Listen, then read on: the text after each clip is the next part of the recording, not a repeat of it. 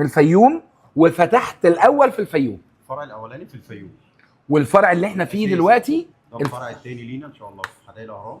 ها شارع الجيش في حدائق الاهرام. في حدائق الاهرام، ايوه البوابه الرابعه. ها تمام. مطعم تعالى يا احمد. اللحمه دي لحمه ايه؟ دي لحمه كندوز.